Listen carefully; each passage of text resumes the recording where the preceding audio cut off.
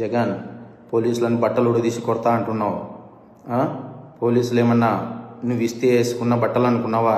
కష్టపడి చదివి రన్నింగ్ రేసుల్లో ఎగ్జామ్స్లో పాస్ అయి ఎన్నో వేల మంది పోటీ పరీక్షల్లో నెగ్గి వేసుకున్న యూనిఫామ్ ఇది. నువ్వెవడో వచ్చి ఉడదీస్తా అంటే ఉడదీయడానికి ఇదేమి అరటి తొక్క కాదు.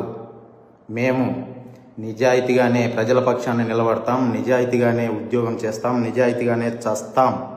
అంతే తప్ప అడ్డమైన దారులు తొక్కం. జాగ్రత్తగా మాట్లాడు.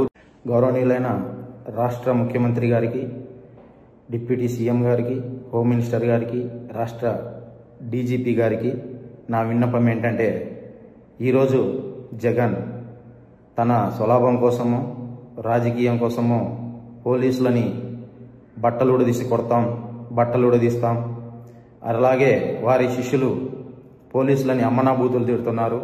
మా దగ్గర తుపాకులు ఉన్నాయి, మీ దగ్గర తుపాకులు ఉన్నాయి, రండి ఎవడడ్డం వస్తాడో అని రెచ్చగొడుతున్నారు.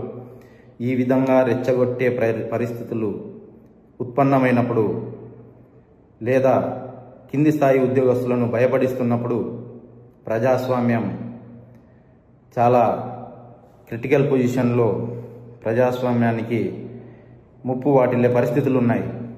దయచేసి ఇటువంటి పరిస్థితుల నుంచి కింది స్థాయి ఉద్యోగస్తులకు భరోసా కల్పించండి. థ్యాంక్ యూ, ధన్యవాదాలు. నేను G. Sudhakar Yadav, sub inspector of police, Ramagiri.